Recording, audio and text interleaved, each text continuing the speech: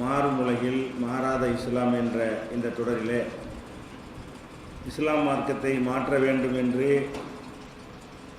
இஸ்லாத்தை விரும்பாத தீய சக்திகள் என்னென்ன வாதங்களை எல்லாம் எடுத்து வைக்கிறார்களோ அவை அனைத்துமே தவறாக இருக்கின்றன என்பதை பார்த்து வருகிறோம். அதில் இறுதியாக நம்ம நேற்று பார்த்தது, இஸ்லாம் தீவிரவாதத்தை தூண்டுகிறது, ஜிஹாதி என்ற பெயரிலே வன்முறையில் இறங்குவதற்கு இஸ்லாம் காரணமாக இருக்கிறது என்ற ஒரு குற்றச்சாட்டு எவ்வளவு தவறானது என்பதற்குரிய ஆதாரங்களை பார்த்தோம். அந்த தொடர்ச்சியில் இந்த மாதிரி ஒரு விமர்சனம் வருவதற்கு என்ன காரணம் என்று கேட்டால், ஒவ்வொரு நாட்டிலையும் ஒரு காரணம் இருக்கிறது. நம்ம நாட்டை பொறுத்த வரைக்கும் காஷ்மீரில் உள்ள மக்கள், சில போராளி குழுக்கள் இந்திய அரசாங்கத்துக்கு எதிரான சில காரியங்களில் ஈடுபடுகிறார்கள், தாக்குதல் நடத்துகிறார்கள், பலவிதமான போராட்டங்களில் ஈடுபட்டு அவங்க சில தீவிர செயல்களில் ஈடுபடுவதாக செய்திகள் அடிக்கடி வரும் பொழுது, போலீஸ் கொலை, இராணுவத்தினர் கொலை, அந்த கொலை இந்த கொலை என்று செய்திகள் வரும் பொழுது, அதில் ஈடுபடுறவங்க முஸ்லீம்களாக இருக்கிற காரணத்தினால முஸ்லீம் தீவிரவாதிங்கிற செய்தி இதனால தான் பரவுது. இந்தியாவை பொறுத்த வரைக்கும் அதிகமாக இந்த முஸ்லீம் தீவிரவாதிங்கிற பேர் எதில் வருது என்று கேட்டால் காஷ்மீரை வச்சு தான் வருகிறது. காஷ்மீரில் முஸ்லீம்கள் அதிகமாக இருக்கிறாங்க. அவங்களுக்கும் இந்திய அரசாங்கத்தோட இராணுவத்துக்கும் போலீஸுக்கும் அடிக்கடி மோதல்கள், சண்டையெல்லாம் நடக்கிறது. அதில் சில குழுக்கள் சில வன்முறைகள்லாம் இறங்கிடுறாங்க என்கிற மாதிரி செய்திகளை வைத்துக்கொண்டு இதான் அந்த வெறுப்பை விதைக்கிறதுக்கு இதை காரணமாக பயன்படுத்துகிறார்கள். இந்த காஷ்மீர் பிரச்சனையை பொறுத்த வரைக்கும் பல விஷயங்களை நம்ம அறிந்து வைத்திருக்க வேண்டும். காஷ்மீர் பிரச்சனை என்ன, அதில் நடக்கிறதுக்கும் இஸ்லாத்திற்கு எந்த அளவுக்கு சம்பந்தம் இருக்கிறது, இந்த விவரங்களை எல்லாம் முழுமையாக நம்ம அறிந்து வைத்திருந்தால் தான் இந்த மாதிரி கேள்வி கேட்குறவங்களுக்கு நம்ம பதில் சொல்ல முடியும். காஷ்மீர் விளங்குறதுக்கு முன்னாடி நம்ம இந்தியா, பாகிஸ்தான், காஷ்மீர் உள்ளிட்ட எல்லா நாடுகளுமே வெள்ளையர்களுக்கு அடிமைப்பட்டு இருந்த நமக்கெல்லாம் தெரியும். வெள்ளைக்காரர்கள் இந்தியா, பாகிஸ்தான் உட்பட இந்த அகன்ற நிலப்பரப்பை தங்களுடைய ஆட்சியில் வைத்திருந்தார்கள். அதை எதிர்த்து பலவிதமான போராட்டங்கள் முஸ்லீம்கள் தனியாக பண்ணினார்கள், மற்றவங்க பண்ணாங்க, சேர்ந்து பண்ணினாங்க, ஆயுதம் தாங்கியும் போராடினாங்க, அறவழியிலையும் போராடினாங்க. பலவிதமான 200 ஆண்டு போராட்டத்துக்கு பிறகு வெள்ளையர்கள் இங்கே இருக்க முடியாது, இனிமே இந்த நாட்டை அங்கே இருந்து கூட்டு ஆள முடியாது, மக்கள் ஏற்றுக்கொள்வது தயாராக இல்லைன்னு வழங்கி கொண்டு அவங்க வெளியேற முடிவுக்கு சுதந்திரம் கொடுக்குறாங்க. நீங்களே உங்கள் நாட்டை பார்த்துக்கிறங்க, நாங்கள் உங்கள் நாட்டை இனிமேல் அடிமைப்படுத்த விரும்பலைன்னு சொல்லி அவங்க நாட்டை விட்டு வெளியேறாங்க. அந்த வெளியேறக்கூடிய நேரத்தில் இரு நாடுகளாக அந்த பிரித்து தான் கொடுத்துட்டு போகிறாங்க. ஏன்னு கேட்டால், அப்போ பாகிஸ்தானும் இந்தியாவில் சேர்ந்துருந்துச்சின்னு வைங்க, அப்போ நம்ம ஏறக்குறைய 1/3 நிகராக நம்ம இருப்போம், ரெண்டு சேர்ந்துருந்தால்.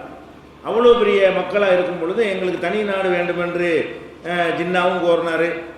ஆர்எஸ்எஸ் உடைய சங் பரிவாரத்தினுடைய முக்கியமான தலைவர்களும் அதை தான் விரும்பினாங்க, பிரித்து கொடுத்துடணும். ஏன்னா பாகிஸ்தான் இங்கே சேர்ந்து இருந்துச்சுன்னு சொன்னால் நம்ம ஒரு கணிசமான மெஜாரிட்டியாக இருந்துடும். ஒரு காலத்தில் முஸ்லீம் மெஜாரிட்டி நாடாக இந்தியா மாறிவிடும். அதை குறைக்கிறதா இருந்தால் எங்களை கொஞ்சம் வெட்டி விட்டுறணும், அப்போ தான் இந்தியா நம்ம கையில் இருக்கும் என்று இவங்களும் விரும்பினார்கள். அதே மாதிரி ஜின்னாவும் என்ன செஞ்சார், அந்த முஸ்லீம் லீக் தலைவராக இருந்த ஜின்னாவும் அதை ஒரு வலியுறுத்தினார். அப்படி பல போராட்டங்களுக்கு பிறகு இதை ஒரு தேசியமாக விட்டுட்டு போகக்கூடாது என்று வெள்ளையர்கள் சுதந்திரம் கொடுக்குறாங்க. பாகிஸ்தானை தனி நாடுன்னு அறிவித்து விட்டு இந்தியாவை தனி நாடு என்று என்ன செய்கிறாங்க, அறிவித்து விட்டு போகிறார்கள். இந்த இந்தியான்னு சொல்லி அவங்க கையில் வச்சுருந்தாங்க, இந்தியா பாகிஸ்தான் என்று அவங்க கையில் வச்சுருந்தாங்க இல்லையா, இதில் அடங்காமல் தனித்தனி சமஸ்தானங்கள்னு சொல்கிறாங்க இல்லையா, குட்டி குட்டி ராஜ்யங்கள், அது 2 நாட்டிலையும் நிறைய இருந்தது.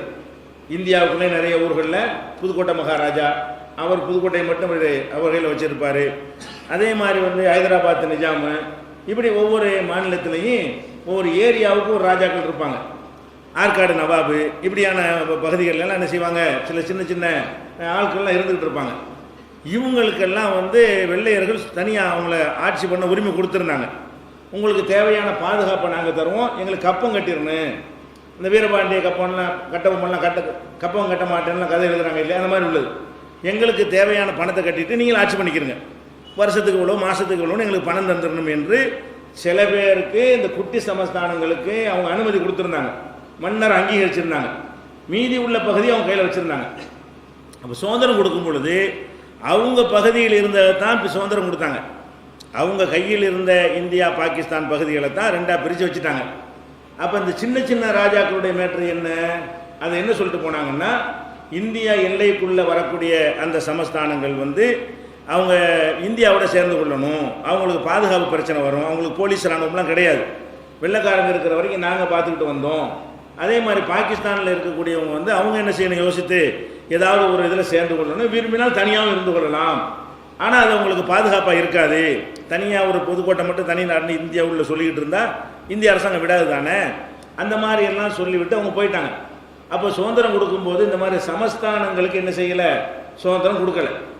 அப்போ இந்தியா பாகிஸ்தான் பிரிந்து தனி நாடுகள் ஆன பிறகு இந்திய அரசாங்கம் என்ன பண்ணுறாங்கன்னா, உள்ளே இருக்கிற ஒவ்வொரு சமஸ்தான ராஜாக்கள்கிட்டையும் பேசி நீங்கள் என்ன செஞ்சிடணும், இந்தியாவோட சேர்ந்துடணும், தனி நாடாக இருக்க அனுமதிக்க மாட்டோம், ஒரு ஊருக்கு ஒரு ராஜாங்கிற ஒத்துக்கிற முடியாது என்று இராணுவ பலத்தை வைத்து அந்த மன்னர்கள்ட்ட என்ன செய்கிறாங்க, ஒரு அவங்கள மிரட்டி அச்சுறுத்தி ஆசை வார்த்தையும் காட்டி நீங்கள் அப்படி இந்தியாவோட சேர்ந்து கொண்டீர்களே ஆனால் உங்களுக்கு மானியம் தரும், மன்னர் மானியம்னு சொல்லி கொடுத்தாங்க.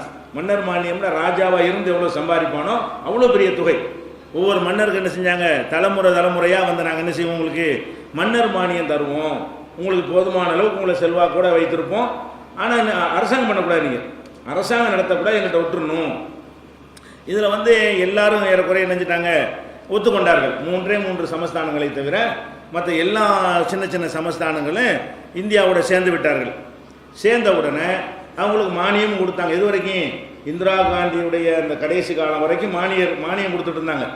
அவங்க தான் ஒரு தீர்மானம், மானியம்ட்டு அப்படி அந்த மன்னர் போயிடுவான், மன்னருடைய மகனுக்கு மானியம், மன்னருடைய பேரனுக்கு மானியம், பேத்திக்கு மானியம் என்று அந்த குடும்பமெல்லாம் மானியம்ட்டு பெரிய தொகை வாங்கிட்டு இருந்தாங்க. அப்புறம் மன்னர் மானிய ஒழிப்பு மசோதாண்டு கொண்டு வந்து இனிமேல் கிடையாது, இனிமேல் மன்னர் குடும்பத்துக்கு என்ன செய்ய மாட்டோம், எதுவும் அரசாங்கத்தில் தரமாட்டோம்னு பின்னாடி ஒழிச்சாங்க. ரொம்ப லேட்டாக ஒழிச்சாங்க. ஒரு 40-45 வருஷத்துக்கு பிறகு நினைஞ்சாங்க அதை வந்து இனிமேல் கிடையாது என்று ஒழித்தார்கள். அது வரைக்கும் கொடுத்தார்கள். இப்படி இருக்கிற நேரத்தில் இந்தியாவோட சேரமாட்டோம்னு சொன்னதில் ஹைதராபாத் நிஜாம், அவர் ஹைதராபாத்தை இப்போ தெலுங்கானா பிரிக்கிறாங்க இல்லையா, அது வந்து இதுக்கும் சம்பந்தம் இருக்குது தெலுங்கானாவுக்கு, அந்த டாபிக் இப்போ இல்லை. அப்போ ஹைதராபாத் நிஜாமும் நாங்கள் உங்களோட சேர மாட்டோம், தனி நாடாக தான் இருப்போம் அப்படின்னு சொன்னோம்னா இவங்க இராணுவத்தை அனுப்பி அதை நினைஞ்சாங்க, அதை கைப்பற்றி இந்தியாவோட சேர்த்துக்கிட்டாங்க. ஆனால் காஷ்மீரை பொறுத்த வரைக்கும் அது ஒரு தனி ராஜாவாக இருந்தாங்க. காஷ்மீருங்கிறது அது ஒரு தனி மன்னர் ஆட்சி பண்ணக்கூடிய ஒரு சமஸ்தானமாக இருந்துச்சு, பெரிய சமஸ்தானம். காஷ்மீருங்கிறது புதுக்கோட்டை இந்த மாதிரி ஹைதராபாத் மாதிரி சின்ன சமஸ்தானம் இல்லை, பெரிய ஒரு சமஸ்தானமாக 3 ஏரியா, லடாக்கு, ஜம்மு, காஷ்மீர் 3 ஏரியா. அது லடாக்குங்கிற பகுதியில் புத்தர்கள் ஜாஸ்தியாக இருப்பாங்க, ஜம்முங்கிற பகுதியில் இந்துக்கள் ஜாஸ்தியாக இருப்பாங்க, காஷ்மீர் பகுதியில் முஸ்லீம்கள் ஜாஸ்தியாக இருப்பாங்க. 3 சேர்ந்து என்னது காஷ்மீர்னு சொல்லுவாங்க. அப்போ இந்த அது ஜம்மு அண்ட் காஷ்மீர்னு சேர்த்து சொல்லுவாங்க அந்த பேர் சொல்லும்போது கூட. அப்போ இந்த காஷ்மீருங்கிற மாநிலம் வந்து அவங்க முஸ்லீம்கள் மெஜாரிட்டியாக இருக்கிற மாநிலம். காஷ்மீரில் வந்து முஸ்லீம்கள் எவ்வளோ உண்டு கேட்டால் வந்து அந்த நேரத்தில் முஸ்லீம்கள் வந்து 32 லட்சம், இந்துக்கள் வந்து 8 லட்சம் தான் இருக்கிறாங்க. முஸ்லீம்கள் 32 லட்சம் இருக்கிறாங்க, இந்துக்கள் 8 லட்சம் இருக்கிறாங்க. இந்த அளவுக்கு நம்ம 4 மடங்கு முஸ்லீம்கள் அதிகமாக இருக்கிற ஒரு மாநிலமாக இருந்தாலும் ஆச்சரியம் என்னன்னு கேட்டால் அதுக்கு ராஜா வந்து இந்து மன்னர். இருக்கிற நாட்டில் இருக்கிற மெஜாரிட்டி மக்கள் வந்து முஸ்லீம்கள் 32 லட்சம் பேர் இருக்கிறாங்க, 8 லட்சம் தான் இந்துக்கள் இருக்கிறாங்க. அதனுடைய ராஜா யாருன்னு கேட்டால் ஹரிஷ் சிங்னு சொல்லி என்ன செய்கிறார், அந்த நேரத்தில் ஹரிஷ் சிங் என்ற ஒருத்தர் வந்து மன்னராக இருக்கிறார். அவருடைய மகன் தான் காங்கிரஸில் கூட பின்னாடி எம்பியா கரண் சிங்லாம் இருந்தார் இல்லையா, பின்னாடி காங்கிரஸில் எம்பியாவும் ஆனார் பிற்காலத்தில். அந்த ஹரிஷ் சிங் என்ன பண்ணுறாருன்னு கேட்டால், நாங்கள் சேர மாட்டோம், இந்தியாவோடையும் சேர மாட்டோம், பாகிஸ்தானோடையும் சேர மாட்டோம், தனி நாடாக இருப்போம். அவங்க விரும்பினா தான் சேரலாம். வெள்ளைக்காரன் கொடுக்கும்போது காஷ்மீரை இந்தியாவுடையதுன்னு சொல்லிட்டு போகலை, பாகிஸ்தானோட இதுன்னு சொல்லிட்டு போகலை. நீ விரும்புனா இங்கிட்டு வேணாலும் சேர்ந்துக்க, அங்கிட்டு வேணாலும் சேர்ந்துக்க, தனியாக வேண்டாம் இருந்துக்க. நீ விரும்புனா பாகிஸ்தானில் ஒரு பகுதியாக போய் சேர்ந்துட்டு போ, விரும்புனா இந்தியாவில் ஒரு பகுதின்னு சொல்லிட்டு போ, இல்லைன்னா நான் தனி நாடுன்னு சொல்லிட்டு போன்னு சொல்லி அவனுக்கு உரிமையை கொடுத்துட்டு போயிட்டாங்க. அப்போ என்ன ஆகுதுன்னா, அந்த உரிமை பிரச்சனை இருக்கக்கூடிய நேரத்தில் காஷ்மீரை தனி ராஜா இந்தியாவில் பேச்சுவார்த்தை நடத்தி பார்க்குறாங்க. அது மாதிரி பாகிஸ்தான் போய் பேச்சுவார்த்தை எங்களோட சேர்ந்துக்கிறேன் 2 தரப்புல என்ன செய்கிறாங்க, அவங்கள அந்த மன்னரை பல விதத்தில் ஆசை காட்டுறாங்க. அவர் என்ன யோசிக்கிறாரு, இந்தியாவோட சேர்ந்தோம்னா முஸ்லீம் மெஜாரிட்டியாக இருக்கிறாங்க, நம்மளே மன்னராக வச்சுக்கிட்டு நல்ல மக்களாக இருக்கிறாங்க, இங்கிட்டு சேர்ந்தால் எதிர்ப்பு வந்துடும், அதனால் நம்ம தனியாகவே இருந்துருவோம் அப்படிங்கிற மாதிரி வந்து அவர் ஒத்துக்கொள்ளவே இல்லை. இந்த நேரத்தில் என்ன பண்ணுறாங்கன்னா, பாகிஸ்தானில் இருந்து ஒரு குழுவை, ஒரு பட்டான்கிற ஒரு குழுவை அனுப்பி உள்நாட்டு கலவரத்தை ஏற்படுத்துகிறாங்க. காஷ்மீருக்குள்ளே இந்த மன்னருக்கு எதிராக புரட்சி பண்ணி பாகிஸ்தானோட சேரணுங்கிற மாதிரி அவங்களுக்கு ஆயுதமெல்லாம் கொடுத்து என்ன செய்கிறாங்க, இந்த காஷ்மீருக்குள்ளே அவங்க ஊடுருவி வர்றாங்க. பாகிஸ்தான் இராணுவம் டைரெக்டாக வரல, பாகிஸ்தானை சேர்ந்த சில மக்கள் என்ன செய்கிறாங்க, பட்டான்கிற ஒரு குழு வந்து கொஞ்சம் முரட்டுத்தனமாக வீரமான மக்கள்னு அவங்க பேர் உண்டு. அவங்க நுழைஞ்சு என்ன செய்கிறாங்க, உள்ளே வந்து ஒரு கிட்டத்தட்ட 1/3 அளவுக்கு காஷ்மீர் உள்ளே வந்துட்டாங்க. காஷ்மீரில் ஒரு அரசாங்கம் இருந்து கூட இவர்கிட்ட அதை தடுக்கிற அளவுக்கு இராணுவம் கிடையாது. பாகிஸ்தானால் அனுப்பி வைக்கப்பட்ட சாதாரண குழுக்களை தடுக்கக்கூட இவர்கிட்ட என்ன இல்லை, இராணுவ பலமெல்லாம் இல்லை. அது பாட்டுக்கு இடம் காலியாகிட்டே இருக்கிறது. அந்த அளவுக்கு ஒரு 1/3 மேலே அவங்க வந்து உள்ளே வந்துட்டாங்க. அப்போ தான் இவர் என்ன பண்ணுறாரு, உடனே நேருகிட்ட போய் முறையிடுறாரு. நேருகிட்ட நீங்கள் எங்களுக்காக இராணுவத்தை அனுப்புங்க, எங்களுக்கு நீங்கள் பாதுகாப்பு தாங்க, நீ இந்தியாவில் சேர்றேன்னு சொல்லி உங்களுக்கு இராணுவத்தை அனுப்புகிறோம் அப்படின்னு இவங்க பேரம் பேசுகிறாங்க. அவர் இந்தியாவில் சேர்ன்னு கையெழுத்து போட்டார். இந்தியாவில் சேர்ன்னு கையெழுத்து போட்ட உடனே அது இந்திய இராணுவம் போய் நினைஞ்சிருச்சு. அவங்க வருவதை தடுத்தாங்களே தவிர அவங்க பிடிச்சதை மீட்க முடியலை. அவங்கள்ட்ட இருக்கு இன்றைக்கி என்ன இருக்குது, காஷ்மீர் என்பது பாகிஸ்தானில் ஒரு 1/3 நம்மக்கிட்ட 2/3 இந்தியாவில் இருந்து கொண்டு இருக்கிறது. அதுக்கு பார்த்து ஆசாத் காஷ்மீர்னு அவன் சொல்லுவான், சுதந்திர காஷ்மீர் அவன் சொல்லுவான். நம்ம வந்து அது ஆக்கிரமிப்பு காஷ்மீர் நம்ம சொல்லுவோம். இந்தியாவிலேருந்து அதுக்கு என்ன பேர் வச்சுருக்காங்க, ஆக்கிரமிக்கப்பட்ட காஷ்மீர்னு சொல்லுவோம். பாகிஸ்தான்கார அதுக்கு என்ன பேர் வச்சுருக்காங்கன்னா ஆசாத் காஷ்மீர், சுதந்திர காஷ்மீர். இது இந்தியாவில் அடிமையாக இருக்குது, இதுதான் சுதந்திர காஷ்மீர், அவன் அடிமையாக வச்சுட்டு இருக்கான். இப்படி வந்து 2 நாடுகளும் சேர்ந்து பந்தாடின வகையில் காஷ்மீரில் ஒரு பகுதி அங்கே இருக்குது, ஒரு பகுதி இங்கே இருக்குது. இந்த காஷ்மீருக்காக ஒரு பெரிய யுத்தம் நடந்து நேர்காலத்தில் அந்த காஷ்மீர் எங்களுக்காக அவங்களுக்கான பெரிய போர்லாம் நடந்து, அப்போ ஐநா சபை வந்து தலையிட்டு என்ன செய்கிறாங்கன்னா, அந்த போரில் அவன் எவ்வளோக்கு வந்துட்டானோ அது வரைக்கும் வச்சு எல்லை கூட ஆக்கி, இது வரைக்கும் ஓன் எல்லை கூட அது வரைக்கும் அவன் எல்லை கொண்டு போயிட்டாங்க. யார், ஐக்கிய நாடுகள் சபையை அவன் ஆக்கிரமித்தான் இல்லையா, ஆக்கிரமித்தது வந்து அவனுக்குரியது மாதிரி, நீ வச்சுக்கிட்டு உனக்குரியதுங்கிற மாதிரி தற்காலிகமாக ஒரு எல்லை கூட வகுத்துட்டு போயிட்டாங்க. அப்போ ஐநாவில் வச்சு பேச்சுவார்த்தை நடக்கிறது. நேரு என்ன சொல்கிறாருன்னு கேட்டால், இதுக்கு ஒரு முடிவு கட்டணும்னு ஐநாவில் எல்லா நாடுகளும் வற்புறுத்தும் பொழுது, நாங்கள் வந்து பொதுவான வாக்கெடுப்பு நடத்தி நாங்கள் வந்து அந்த மக்கள் விருப்பப்படி நடப்போம். அந்த மக்கள்கிட்ட 3 கேள்வி வச்சு வாக்கெடுப்பு நடத்துவோம்.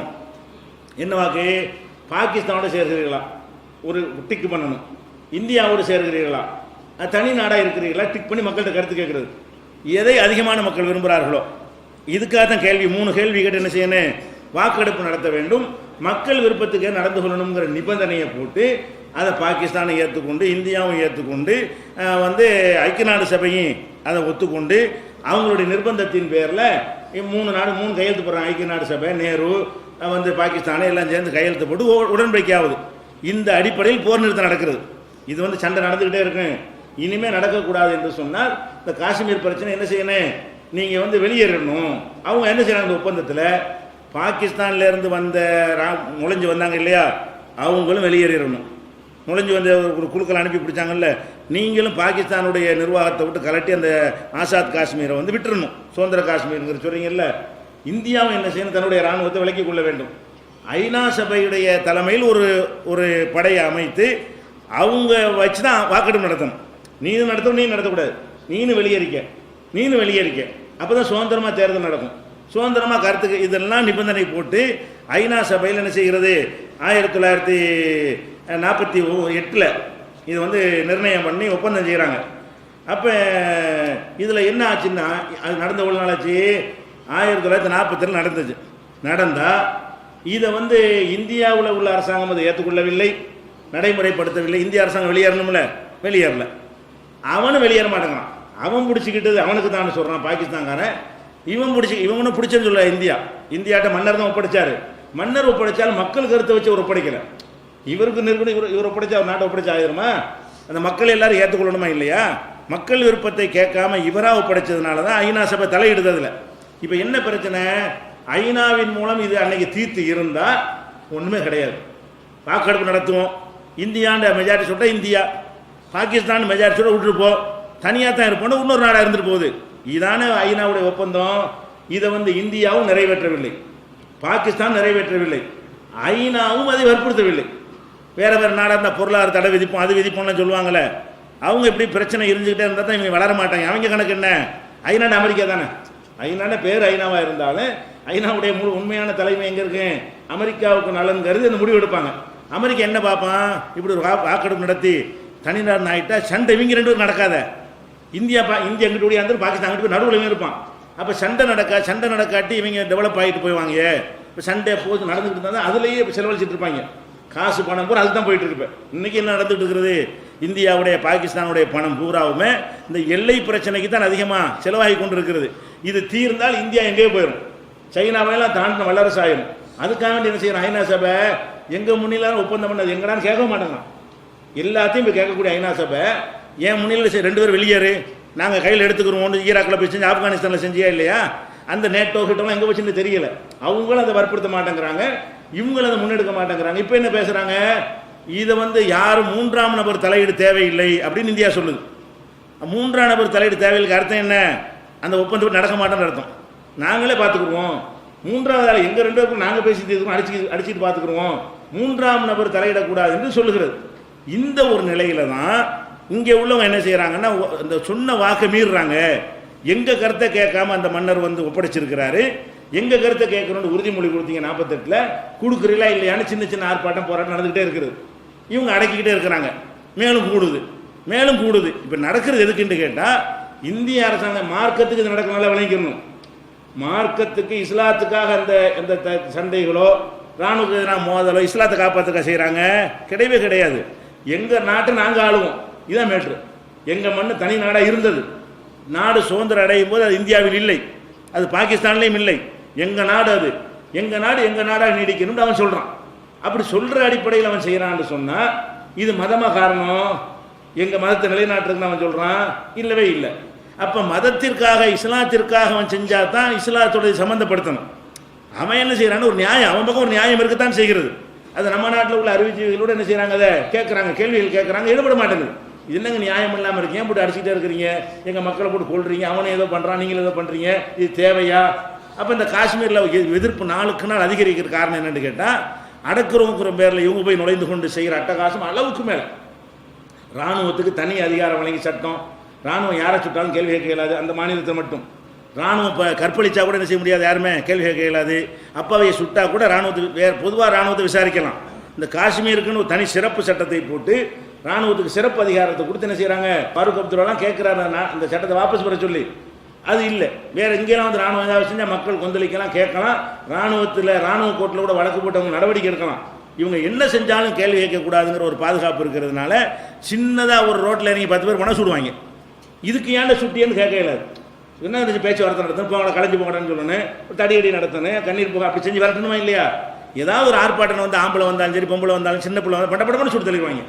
அப்போ சொல்லிச்சுன்னா வெறி அதிகமாக இராணுவத்தினுடைய அணுகுமுறையினால் அவங்களுக்கு பாதிக்கப்பட்டவங்களுக்கு வெறியேற்றப்படுகிறது. அந்த வெறினால என்ன செய்கிறாங்க, இவங்க நமக்கு எதிரிங்கிற ஒரு கான்செப்ட் உண்டாக்கிட்டாங்க. அப்போ அந்த மாதிரியான அதை அணுகிற விதத்தில் அணுகியிருந்தால் கூட வென்றெடுத்துருக்கலாம். அழகாக அந்த மக்களை பேசி வென்றெடுத்து, நீங்கள் இதான் உங்களுக்கு நல்லது, இந்தியாவோட நல்லது, உங்களுக்கு என்னென்ன செய்கிறோங்கிறலாம் இருக்கலாம். அதுபோக என்னென்னு கேட்டால், அந்த இப்போ ஹரிசிங் சேரும் பொழுதே நிறைய அவர் சில கண்டிஷன்லாம் போட்டார். என்னென்னு கேட்டால், காஷ்மீர் இந்தியாவோட சேர்ந்துடும், ஆனால் காஷ்மீருக்குன்னு சிறப்பு சட்டம் தரணும்னு அதெல்லாம் கேட்டு தான் செஞ்சாங்க. என்ன சிறப்பு சட்டம்? காஷ்மீருடைய முதல்வர் பிரதமர்கிட்ட தான் சொல்லப்படுவார். காஷ்மீரில் உள்ளவர் யார் தான், அது முதலமைச்சர் கிடையாது, அவர் பிரதமர்னு சொல்லப்பட வேண்டும். அதை ஒத்துக்கிட்டு மீறினாங்க, ஒத்துக்கொண்டு கையெழுத்து போட்டு நினைச்சாங்க, மீறினாங்க. அதே மாதிரி காஷ்மீரில் அந்த சிறப்பு சட்டத்தை ரத்து பண்ணணும்னு கோரிக்கைலாம் எழுப்புறாங்க. அதை நோக்கி பயணம் போய்கொண்டே இருக்கிறது. அது மாதிரி காஷ்மீர் மாநிலத்தில் வேறு யாரும் சொத்து வாங்கிடக்கூடாது, பிரச்சனை தீர்ற வரைக்கும். இந்த மாநிலத்தில் நீங்களான்னு பிரச்சனை நடந்துகிட்டு இருக்கிறது. இப்போ போய் இன்னொரு மாநிலத்துக்காரனை கொண்டாந்து குடியேற்றி சொத்துக்களை வாங்கக்கூடாது என்றெல்லாம் அவங்க சொல்லி அதை ஏற்றுக்கொண்டு நினைஞ்சாங்க. அரசியல் சட்ட புஸ்தகத்தை நீங்கள் பார்த்தா இதெல்லாம் இருக்கும். இது எங்கேயுமே தேட வேண்டியதில்லை. காஷ்மீர் சிறப்பு சட்டம்லாம் என்ன இருக்குது, அரசியல் சாசனத்திலே சேர்க்கப்பட்டிருக்கிறது. அந்த மாதிரி காஷ்மீர் சிறப்பு சட்டம், அருணாச்சல சிறப்பு சட்டம்லாம் பார்க்கலாம் நீங்களே. அப்போ அந்த மாதிரி சிறப்பு சட்டம்லாம் இருக்குது பாருங்கள். அதை மாற்றணுங்கிற மாதிரிலாம் இவங்க பேசுகிறாங்களா, அதுக்கு தீர்மானம் கொண்டு வர ஒன்று ஒன்று அழிக்க பார்க்குறாங்களா, அவனுக்கு கோபம் வருது. அப்போ மேட்ரு அதுக்கு வரல. காஷ்மீர் என்பது ஒரு இஸ்லாத்தை வளர்ப்பதற்காகவோ இஸ்லாத்தை பிரச்சாரம் செய்ய, இன்னும் சொல்ல போனால் ஒரு காஷ்மீரில் இருக்கக்கூடிய முஸ்லீம்களில் ஒரு 95% பேர் அவங்க போலி இஸ்லாத்தில் இருக்கிற ஆளுங்க தான். அவங்க என்ன செய்வாங்க, சாமி தர்காவில் போய் வணங்குறவங்க, சூஃபிசத்தில் இருக்கிறவங்க, இஸ்லாம்னா கரெக்டாக குரான் சொன்ன அப்படி நடக்கணுங்கிற கொள்கை உள்ளவங்க கிடையாது. காஷ்மீரில் எல்லாமே இந்த சூஃபிங்கன்னு சொல்லுவாங்க இல்லையா, இந்த மாதிரி மென்டாலிட்டியில் உள்ளவங்க. அவங்க இந்த மாதிரி அவங்களுடைய கான்செப்டில் இது வராது. இந்த தப்லீகில் சொல்லுவாங்க அந்த மாதிரி ஆளுக்கவங்க நல்லா பார்த்துக்குருவான், இப்படியான ஒரு மக்களாக தான் அவங்க இருந்தாங்க. இப்படி ஆக்குனது இவங்களுடைய போக்கு தான். அவங்க இந்த சூஃபிசன்னு சொல்லக்கூடியவங்க என்ன செய்வாங்க, நம்ம இதெல்லாம் பண்ணக்கூடாது, எதாக இருந்தாலும் ஏற்று நிற்கக்கூடாது, பேசக்கூடாது, அல்லா பார்த்து இப்படி சொல்லக்கூடிய ஆளுங்க. அங்கே பார்த்தீங்கன்னா ஷராரை முடிக்கலாம் தர்கா வச்சுருக்கிறாங்க. ஒரு முடிக்கு தர்கா கட்டின ஒரு மாநிலம் எது? அது பெரிய பெரிய அளவுக்கு தர்காவெலாம் அந்த ஹசரத் பால் அப்படின்னு சொல்லி என்ன செய்கிறாங்க, பால்னால முடின்னு அர்த்தம். பால்ங்கிறது ஃபார்சி வார்த்தையில் முடின்னு அர்த்தம். ஹசரத் பால்னா ஹசரத் முடின்னு அர்த்தம். அப்போ முதிக்கு போய் ஹஜரத்துன்னு பட்டம் கொடுத்து நினைஞ்சிருக்கிறாங்க, தர்காவெல்லாம் கட்டி வச்சு அதில் இப்படி கூட்டம் கூட்டமாக போய் நிற்கிற அளவுக்கு தான் மத நம்பிக்கை அவங்களுக்கு இருக்கிறது. அவங்க இஸ்லாத்தை போய் பிரச்சாரம் பண்ணக்கூடியவங்களோ, இன்னும் சொல்ல போனால் இது இந்த சூஃபிசம் என்பது இந்து மதத்தோடு நெருக்கமான கொள்கையுடைய, இஸ்லாத் சம்மந்தம் இல்லாது. அவங்க தான் நம்ம சாமியார் மகானு ஞானிலாம் சொல்லுவாங்க. அவங்களோட பழகி அப்படிலாம் இருந்த மக்களாக இருந்ததுனால தான் இந்து மன்னர் ராஜா கூட ஏற்றுக்கிட்டு இருந்தாங்க. மெஜாரிட்டியாக இருந்து கூட அது ஒரு மேட்டராக அவங்க எடுத்துக்கிறது இல்லை. அந்த மாதிரி ஒரு மக்களாக இருக்கும் பொழுது அழகாக வென்றெடுக்கிறதுக்கு போல இவங்க செஞ்சு செஞ்சு செஞ்சு அவன் சூப்பி வேஷம் போட்டவனே ஆயுதத்துக்கு வச்சது இதுதான். இவங்களுடைய நீக்குப்போக்கு இல்லாத ஒரு திறமையற்ற ஒரு இந்திய அரசாங்கத்துடைய செயல்பாடு தான் இதுக்கு காரணம். இப்போ அந்த டாபிக் நம்ம வரல. என்ன பேசுகிறோம்னா, காஷ்மீரில் உள்ளவன் இஸ்லாத்துக்கு நாங்கள் காப்பாற்ற போகிறோம், இஸ்லாமிய நாங்கள் ஆக்க போகிறோம், இஸ்லாத்தை வளர்க்க போகிறோம் அப்படின்றவன் போர் செஞ்சால் தான் நீங்கள் எது செய்யணும், இஸ்லாத்தோட சேர்க்கணும்.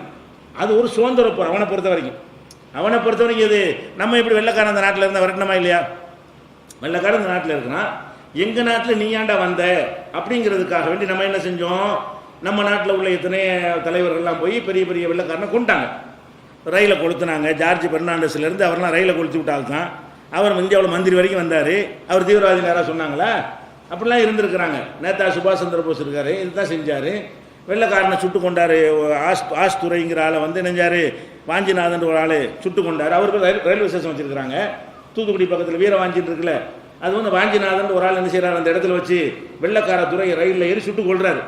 அவர் அந்த இடத்துல சுட்டு கொன்றதுனால அந்த இடத்துக்கு பேர் வாஞ்சிநாதன் பேர் வச்சு அந்த ஸ்டேஷன் அவர் பேரில் ஸ்டேஷன் உண்டாக்கியிருக்கிறாங்க. எதுக்கு? தீவிரவாதிக்கு. இது தீவிரவாதி. அப்போ வெள்ளைக்காரன் ஒரு அவன் ஆட்சியில் இருக்கான், நீ ஆட்சியில் இல்லை, நீ மக்களாக இருக்கிற, நீ போய் மக்களாக இருக்கிறவன் போயிட்டு சுட்டு கொண்டு அதுக்கு பேர் தீவிரவாதி தானே சொல்கிறீங்க? அப்படி சொல்ல முடியாது. விடுதலைக்காக வேண்டிய அவன் மண்ணை அடுத்தவன் ஆக்கிரமித்து கொண்டால் அதுக்காக வேண்டி அவன் போராடுறானே தவிர அதை வச்சு நம்ம என்ன செய்யக்கூடாது. இஸ்லாத்திற்காக செய்கிறோம், முஸ்லீமாக இருக்கிறான், மேட்ரு என்ன, தற்செயலாக அவன் முஸ்லீமாக இருக்கிறான்.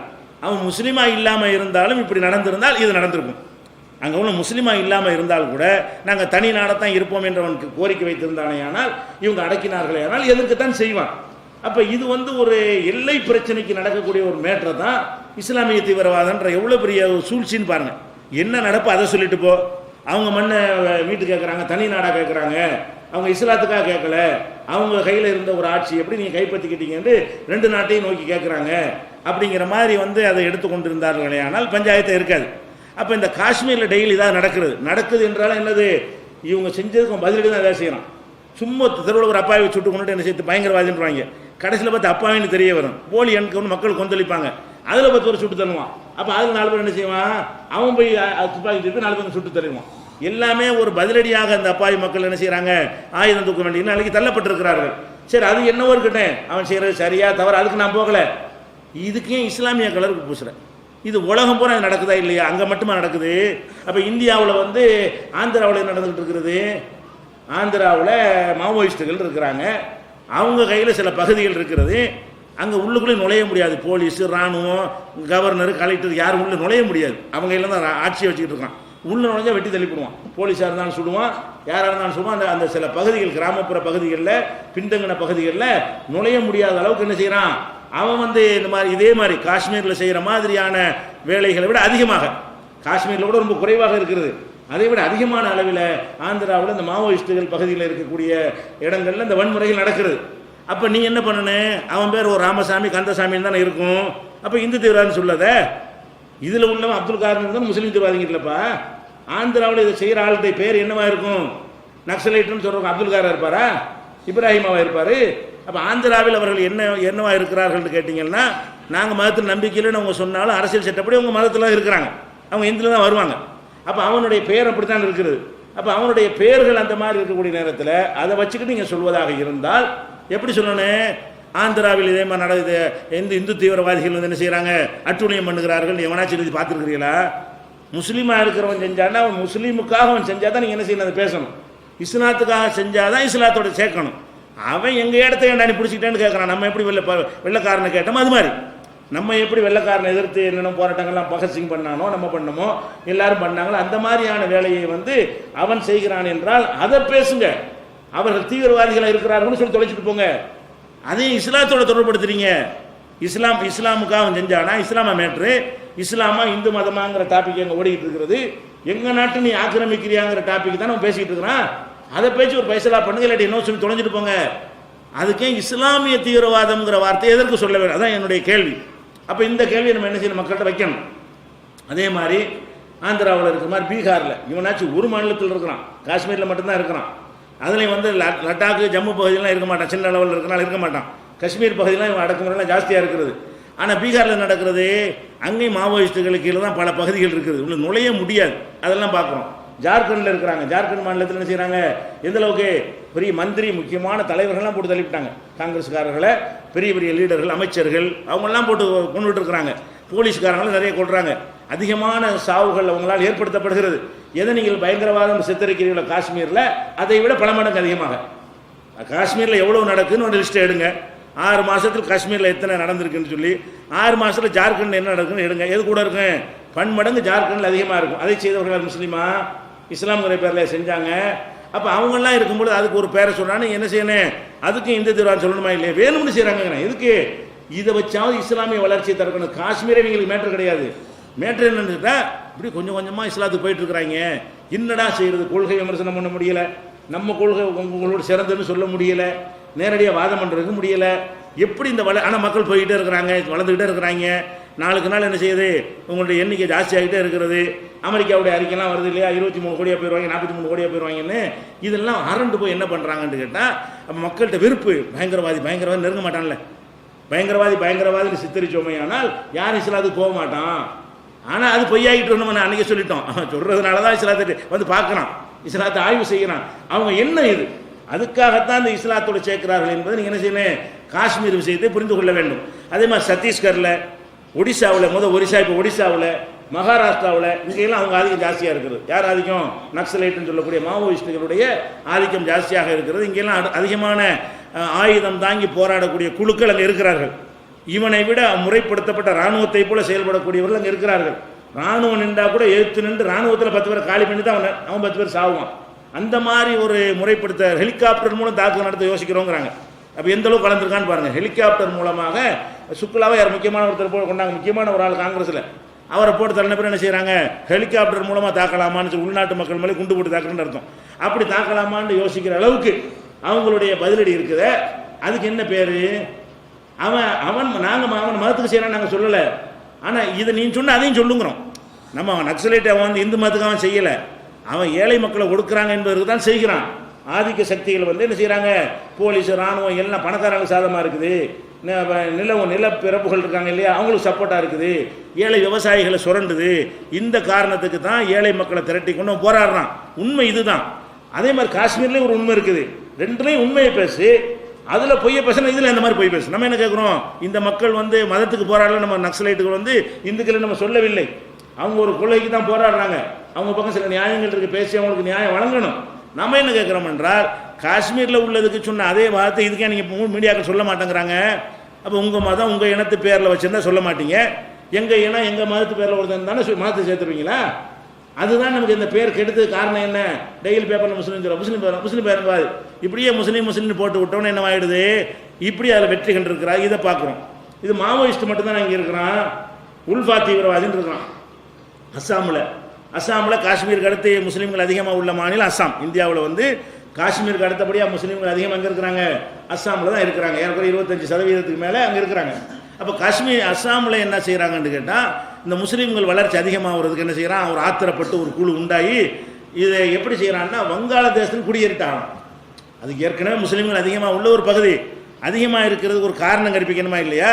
இவங்கெல்லாம் இந்தியாவுக்கு கிடையாது, பங்களாதேஷ்லேருந்து வந்தவங்க. பங்களாதேஷ்லேருந்து வந்து நுழைஞ்சிக்கிட்டு முஸ்லீம் கணக்கு அதிகமாக்குறாங்க, அவங்கள விரட்டணும்னு சொல்லி முஸ்லீம்களுக்கு வன்முறையில் ஈடுபடுறான். அப்போ இவன் மதத்துக்கு தான் செய்கிறான். இது இங்கே இப்போ மாவோயிஸ்டுகளுடைய செயல் வந்து மதத்துக்கு ஒரு இது இல்லை. ஆனால் உள்வா தீவிரவாதிகள் என்ன செய்கிறான், முஸ்லீம்களை தாக்குறான், பள்ளிவாசலை இடிக்கிறான், இந்த மாதிரியான தாக்குதலை அடிக்கடி நடத்தி கொண்டிருக்கிறான். அதை வெறியூட்டி என்ன செஞ்சான், ஆட்சி எதுனா ஒருத்தர் மகந்தான்னு ஒரு ஆள் இந்த மாதிரி வெறியூட்டி நினைஞ்சாரு. இது மாதிரி முஸ்லீம்களுக்கு எதிராக ஒரு வெறியை ஊட்டி இந்த உள்ஃபாங்கிறதுக்கு வேற ஒரு பேரை போட்டு ஆட்சியெல்லாம் பிடிச்சாங்க. ஆனால் 6 மாதத்தில் இங்கே கேர்கிட்ட நாரி போய் ஊழலில் உலகமாக ஊழல் பண்ணி எல்லாரும் காரி துப்புற அளவுக்கு பெரிய ஊழல் செஞ்சு அவங்க தான் கடைசியில் செல்வாக்கிலேருந்து போயிட்டாங்கன்னு வைங்களேன்.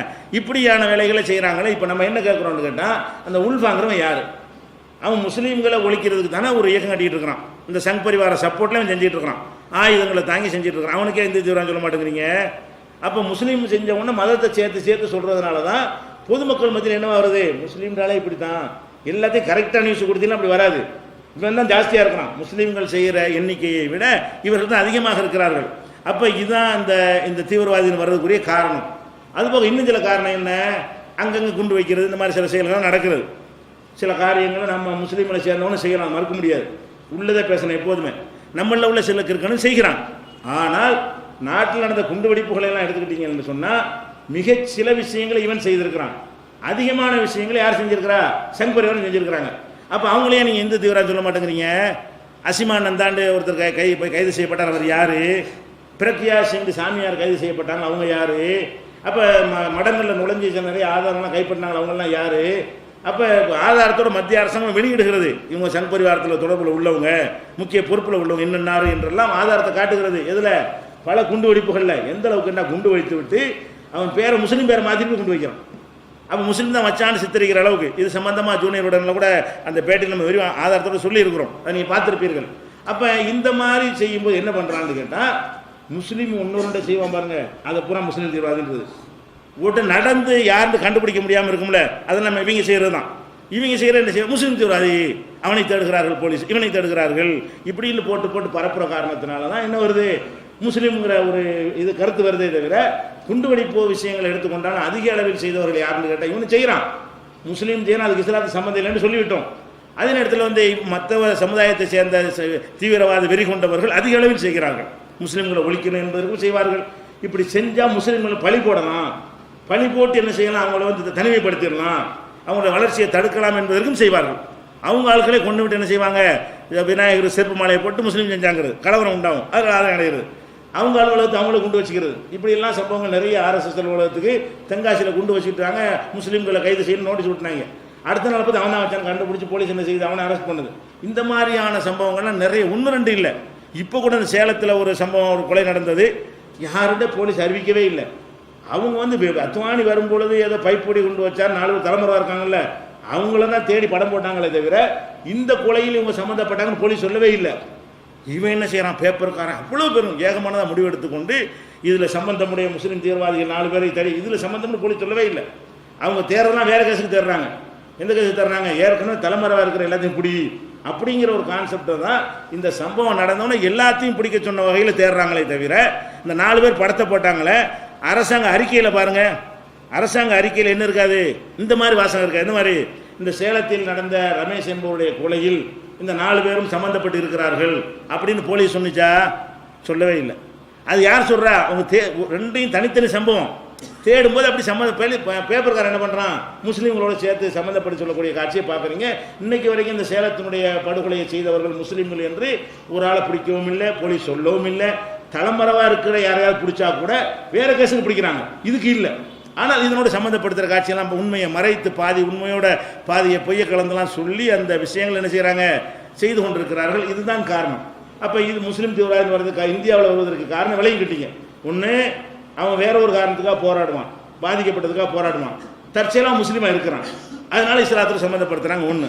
ரெண்டாவது, ஒரு சில காரியங்களை முஸ்லீம்கள் செய்யும் பொழுது அதை ஒட்டுமொத்த மக்கள் செய்வதை போல சித்தரிக்கிறது ரெண்டாவது விஷயம். மூணாவது, முஸ்லீம்கள் இந்த வன்முறை, வெடிகுண்டு, வெட்டி, கொலை இதுகளெல்லாம் முஸ்லீம்கள் சில பேர் செய்கிறதை விட மற்றவங்க அதிகமாக செய்கிறார்கள். முஸ்லீம்கள் பழி போடுவதற்காக அது மறைக்கிறார்கள். அப்படி மாட்டினா கூட என்ன செய்கிறதில்ல, அது சொல்கிறது இல்லை. இப்போ பள்ளிவாசல் இடிக்கிறக்கா படை திரட்டி போனாங்க. 1992 நினைஞ்சாங்க, பாபர் மசூதி இடிப்பதற்காக படை திரட்டிட்டு போனாங்க. ஒரு பள்ளிவாசலை இடிக்கிறதுக்கு படை திரட்டி போனால் அதுக்கு என்ன பேர்? நாட்டில் கூட்டமாக ஆயுதம் தூக்கிட்டு போய் இடிக்கத்தான் போகிறோன்னு போனால் அது பயங்கரவாதிகள்னு சொல்லுவதா, குண்டர்கள்னு சொல்லுவதா, ரவுடிகள் ஏதாவது ஒன்று சொல்லணுமா இல்லையா? அதுக்கு எல்லா மீடியாவும் என்ன சொன்னான், தொண்டர்கள்னு சொன்னான். அவங்களுக்கு சேவை செய்ய போனாங்கங்கிறான். எப்படி அவங்களுக்கு வச்ச பேர் என்ன, முஸ்லீம் போனான்னு ரவுடிங்கிறான், பயங்கரவாதிகள் போனாங்கங்கிறான், சொல்லிவிட்டு இடிக்க போகிறாங்கிறான். அந்த நேரத்தில் டிவி நியூஸ்லாம் எடுத்து பாருங்கள், அந்த நேரத்தில் எல்லா பத்திரிகையும் எடுத்து பாருங்கள், எவனாச்சு ரவுடிகள் போனார்கள் சொன்னானா? இது ரவுடித்தனமா இல்லையா? சட்டம்னு ஒன்று இருக்குது, அரசாங்கம் ஒன்று இருக்குது, நீதிமன்றம் ஒன்று இருக்குது. நீதிமன்றம் தலையிடக்கூடாதுன்னு சொல்லி உத்தரவு வேற போட்டிருக்குது, உள்ள நுழையக்கூடாது, அது அதே நிலையில் காப்பாற்றப்படணும்னு இராணுவத்தை கட்டளை எடுக்கிறது. இவ்வளவையும் மீறி என்ன செய்கிறான், நான் போய் இடிக்கத்தான் செய்வேன்னு சொல்லிவிட்டு தேதி குறித்து விட்டு 6ஆம் தேதி இடிப்போம் அப்படின்னு சொல்லிட்டு போகிறான். இடிக்கவும் செஞ்சான். இந்த செயலை செஞ்சவனுக்கு மீடியாக்கள் என்ன பேர் வச்சாங்க? அந்த நேரத்தில் இந்து தீவிரவாதி என்று சொல்லி இருந்தார்களே, ஆனால் அப்போ இந்த இது மறைஞ்சிருக்கும். சொல்ல வேண்டிய நேரத்திலும் சொல்லவில்லை. ரவுடிகள் என்று இந்து பயங்கரவாதிகள் சொல்லணுமா இல்லையா? அது சொல்லிட்டே போனார்கள். வெளிப்படையாக யுத்தம் செஞ்சார், அரசாங்கத்துக்கு எதிராக யுத்தம் செஞ்சார்கள், நீதிமன்றத்துக்கு எதிராக யுத்தம் செய்தார்கள். இவ்வளோ பெரிய வேலையை சொல்லிட்டு செஞ்சவர்களுக்கு உருவி மீடியாவிலேயாவது அவர்களை குண்டர்கள் வார்த்தை யூஸ் பண்ணாங்களா? ரவுடின்னு யூஸ் பண்ணாங்களா? பயங்கரவாதின்னு யூஸ் பண்ணாங்களா? சேவகர்களும் தொண்டர்களும். இது சேவையா? ஒன்று போய் இடிக்கிறது கர சேவைன்னா என்னது? கரம்னா வேலை, கார்னு சொல்லுவாங்கள்ல, இந்த கரம்னா கைன்னு அர்த்தம் இல்லை. கர சேவைன்னா அந்த அதாவது வேலையை சேவையாக செய்கிறது, காசு இல்லாமல் கூலி வாங்காமல் இந்த சேவை செய்ய போகிறாங்கன்னு அர்த்தம். அது கர சேவைக்கு அர்த்தம். அப்போ இந்த கார் சேவக்குன்னு சொல்லக்கூடிய இந்த கர சேவகர்களை என்ன செய்கிறாங்க? இவங்க சேவை செய்ய போனால் இடிக்கிறது சேவையா? பல பேர் கொள்வது சேவையா? வன்முறை உண்டாக்குறது சேவையா? போகிற வழியெல்லாம் கலவரத்தை உண்டாகிட்டு போகிறாங்களே, அதுக்கு பேர் சேவையா? எத்தனை பேர் அந்த ஊர்வலம் போகிற ஊர்வலம் நடக்கிற ஊர்களெல்லாம் கலவரத்தில் செத்தாங்க, அதெல்லாம் சேவையா? அந்த செயலுக்குரிய வார்த்தைகளை மீடியா சொன்னாங்களா? அப்போ யார் தீவிரவாதி? எவ்வளோ அமைதியாக இந்த நம்ம தீவிரவாதத்தில் எவ்வளோ தள்ளி நிற்கிறோம் என்று கேட்டால், சட்டத்தில் உள்ள பல உரிமைகள் நமக்கு மறுக்கப்படுகிறது. அப்போ நம்ம அமைதியாக தான் இருக்கணும். எதுக்கு? இது இந்து முஸ்லீம் மேட்டர் ஆயிடக்கூடாது. ஒரு ஸ்டேஷனுக்கு போனீங்கன்னா அங்கே கோயிலை வச்சுட்டு சட்டப்படி வைக்கக்கூடாது. அங்கே ஒரு கோயிலை வச்சுட்டு உட்காந்துருப்பாங்க. எப்படிங்க இது? போலீஸ் ஸ்டேஷன் எல்லாத்தையும் பொதுவானது, அரசு அலுவலகத்துக்கு இது கோயில் வச்சுட்டு நேராக கேட்டோம் நம்ம. ஆனால் வைக்கக்கூடாது. கேட்கலாம். கேட்டால் என்ன மாதிரி இந்துக்களை பூரா முஸ்லீம்களை திருப்பிடுவாங்க. அப்படியெல்லாம் ஒதுங்கி போகிறோம் நம்ம. ஒரு விமானத்தை புதுசாக வாங்கினான்னு வைங்களேன், பத்தி சாமி கொளுத்தி ஆராதனை பண்ணி அதை தூக்கி வைக்கிறாங்கிறான். இது ஒரு மதத்தினுடைய வழிபாட்டையும் செய்கிற நீ உங்கள் கலாச்சாரம் ரிப்பனை வெட்டி ஏதாவது துவக்கி வை, அல்ல ஸ்டார்ட் பண்ணி விட்டுட்டு வா. நீ பூஜை செஞ்சிருச்சீங்க. ஒரு அரசாங்கத்தில் கட்டடம் கட்டினா பூஜை செய்கிற, பூமி பூஜை செய்கிற. பூமி பூஜை செஞ்சால் ஒரு மதத்தினுடைய சடங்கு தானே. அரசாங்க கட்டடம் எங்களுக்கெல்லாம் சொந்தம் தானே. ஒரு அரசாங்க கட்டடம் என்றால் முஸ்லீம், இந்து, இந்த மத நம்பிக்கை இல்லாத அனைவருக்கும் சொந்தம். நீ ஓ நம்பிக்கை பிரகாரம் பூஜைலாம் பண்ணிட்டு சரி, இப்போ நாங்கள் எதாவது கேட்டிருக்கோமா? அதுக்கு எதிராக போராட்டம் பண்ணோமா? சரி, அவங்க இப்போ நம்ம மெஜாரிட்டி மக்கள் இருக்கிறாங்க, நம்ம ஒம்பு ஓட்டிகிட்டு இருக்கணும், நம்ம வேலையை பார்த்துட்டு போகணும் தான் நம்ம இருக்கிறோம். முஸ்லீம்கள் தீவிரவாதத்தில் ஈடுபடுறாங்க. இந்த மாதிரி ஒன்று செஞ்சுருந்தா நீங்கள் என்ன செஞ்சுருப்பீங்க? முஸ்லீம் சார்பாக ஒன்று செஞ்சு நோன்பு கஞ்சி குடிக்கிறது என்ன செய்கிறீங்க நீங்கள்? அது ஒன்றும் எங்களுக்கு இஸ்லாத்தில் ஒன்றும் கிடையாது. எங்களுக்கு செய்கிற ஒரு நன்மையும் கிடையாது. நோன்பு கஞ்சி குடிக்கலாமா? ஒரு முதல்வராக இருக்கக்கூடியவர் நோன்பு கஞ்சி குடிக்கலாமா? முஸ்லீம்கள்கிட்ட போயின்னு ஒரு கேள்வி கேட்குறீங்கல்ல. நோன்பு கஞ்சி குடிக்க அரசாங்கம் இதாக எங்கள் இடத்துல குடிக்கிறோம், ஒரு ஹோட்டலில் குடிக்கிறோம். நீ அரசு அலுவலகத்தை பயன்படுத்துறியப்பா, நாங்கள் கேட்டதில்லை. நீ எங்கள் இடத்துல கஞ்சி குடிக்கிறதுக்கு என்ன செய்கிற கேள்வி கேட்க, அதுவும் வேணாம்னு நாங்கள் சொல்கிறோம். நோன்பு கஞ்சிக்கு வர சொல்லலை. ஆனால் நோன்பு கஞ்சி குடிக்க வர கருணாநிதி குடிக்க வந்தாலும் ஜெயலலிதா குடிக்க வந்தாலும் இவர்கள் கேட்டார்களா இல்லையா? முதல்வருக்கு என்ன வேலை? நோன்பு கஞ்சியில் என்ன வேலை? ஒரு முஸ்லீம்களுடைய மத இதில் தலையிடணும்னு கேட்குறீங்களே. அவங்க அரசு அலுவலகங்கள் அப்படி பயன்படுத்துகிறாங்களே. எதை செஞ்சாலும் பூஜை, எதை செஞ்சாலும் வழிபாடு, எதை செஞ்சாலும் முத்து விளக்கு ஏற்றுறது, அதெல்லாம் அவங்க மத நம்பிக்கைலாம் செஞ்சுட்டு இருக்கிறீங்க. அதெல்லாம் செய்யக்கூடாது தானே சட்டப்படி? இந்தியாவுடைய அரசியல் சாசனப்படி செய்யக்கூடாது, குற்றம். அது சொல்ல போனால் ஒரு அதிகாரிகிட்ட போனால் அவர் வணங்கக்கூடிய சாமி படத்தை பின்னாடி போட்டு வச்சிருக்கிறாரு. அது அரசாங்கத்துக்கு சொந்தமான அலுவலகம். அந்த செவர் அரசாங்கத்துக்கு சொந்தமானது, அந்த கட்டடம் அரசாங்கம் சொந்தமானது, அவர் உட்காந்து சீட்டு அரசாங்கம் சொந்தமானது.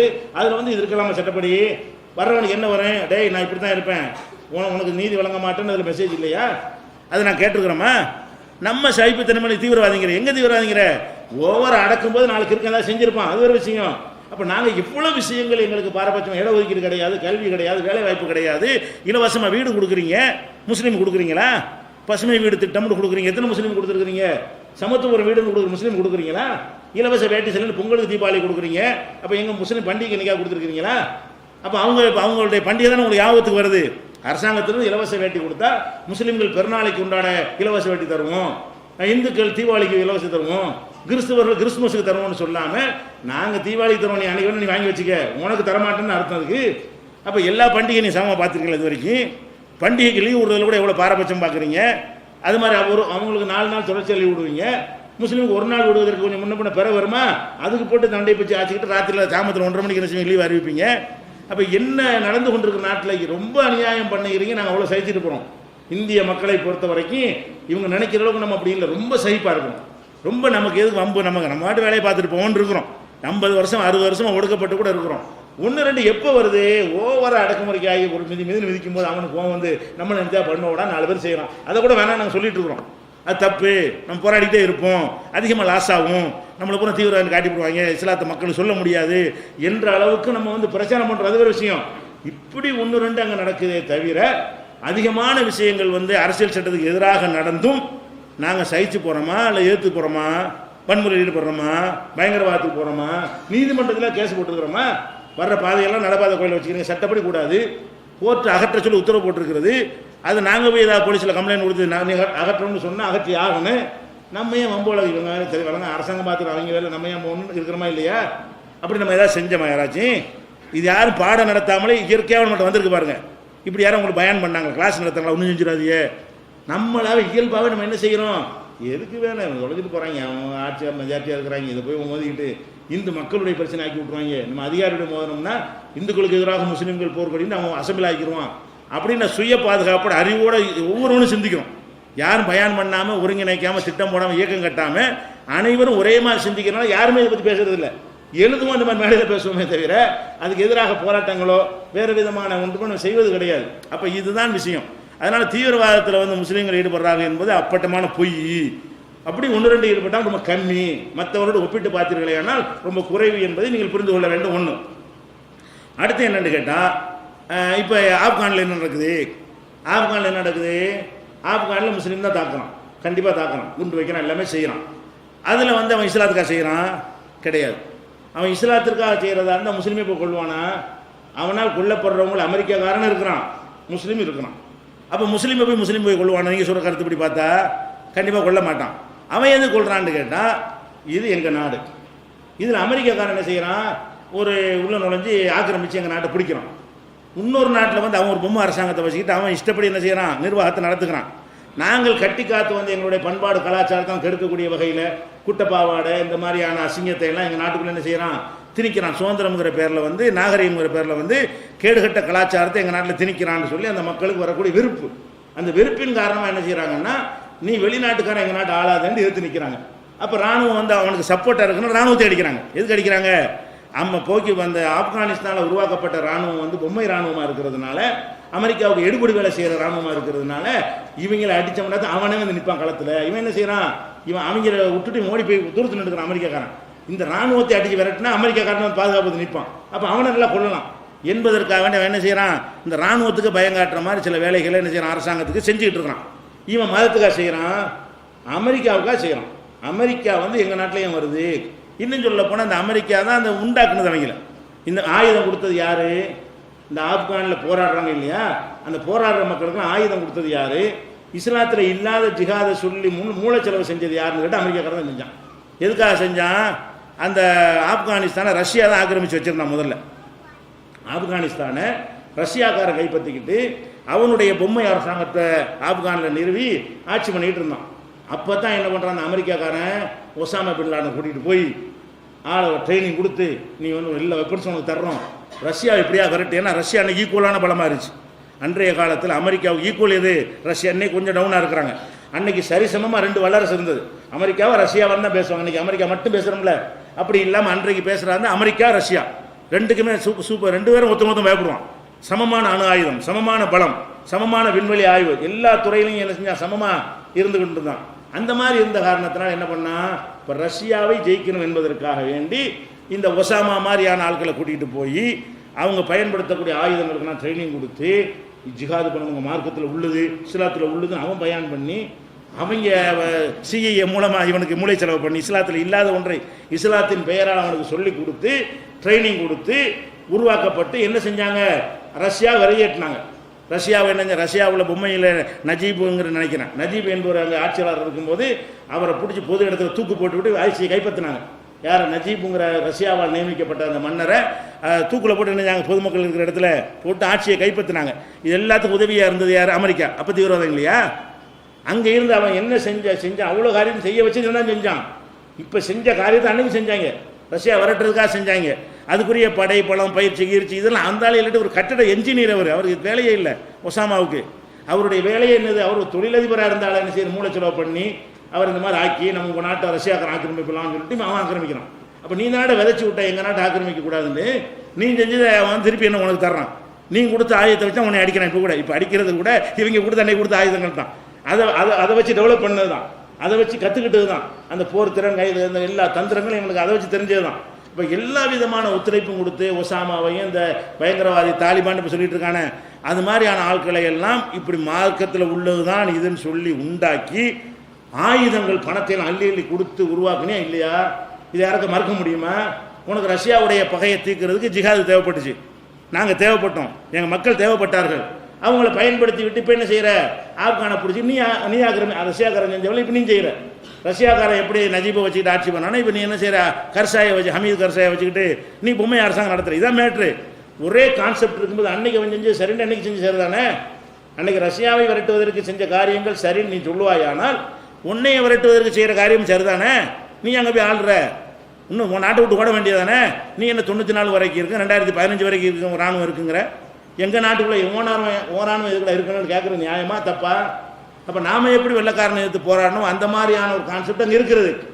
ஆனால் அது முஸ்லீம் நாடாக இருக்கிறதுனால, முஸ்லீமை போய் ஆக்கிரமிச்சதுனால முஸ்லீம்கள் பேர் அடிக்கிற அடிபடுது, அவ்வளோதான்.